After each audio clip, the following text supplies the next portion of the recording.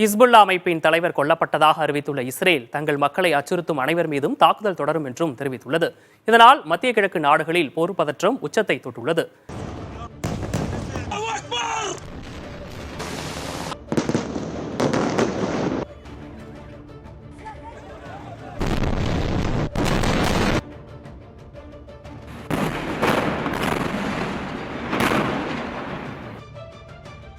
லெபனானின் தலைநகர் பெய்ரூட்டில் வான்வழி தாக்குதலுக்கு பிறகான காட்சிகள் தான் இவை.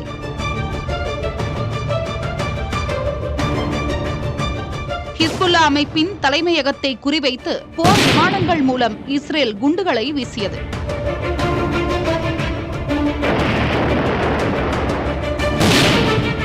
இந்த தாக்குதலில் ஹிஸ்புல்லா அமைப்பின் தலைவர் ஹசன் நசரல்லா, ஏவுகணை பிரிவு தளபதி முகமது அலி இஸ்மாயில் மற்றும் துணை தளபதி உசைன் அகமது இஸ்மாயில் ஆகியோர் உயிரிழந்தனர் என்று இஸ்ரேல் ராணுவம் தெரிவித்துள்ளது.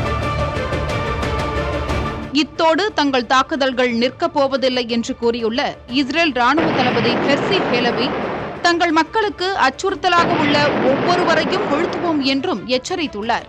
அதேபோல் லெபனான் மீது வான்வழி தாக்குதலையும் இஸ்ரேல் தொடர்ந்து நடத்தி வருகிறது. அடுத்ததாக தரைவழி தாக்குதலை நடத்தவும் திட்டமிட்டு வருவதாக கூறப்படுகிறது. ஏற்கனவே பாலஸ்தீனத்தில் ஹமாஸ் படையினர் மீதான தாக்குதலை நடத்தி காசாவின் பகுதிகளை தன்வசப்படுத்தியுள்ள இஸ்ரேல் தற்போது லெபனானை நோக்கி நகர்ந்துள்ளது.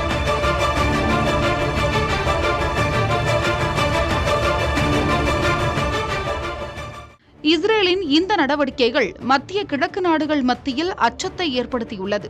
அதன் ஒரு பகுதியாக இஸ்ரேலுக்கு எதிரான போருக்கு உதவி புரிந்து வரும் ஈரான் தங்களது உயர் தலைவரான அயதுல்லா அலி காமேனியை ரகசிய இடத்திற்கு பாதுகாப்பாக மாற்றியுள்ளதாக தகவல் வெளியாகியுள்ளது.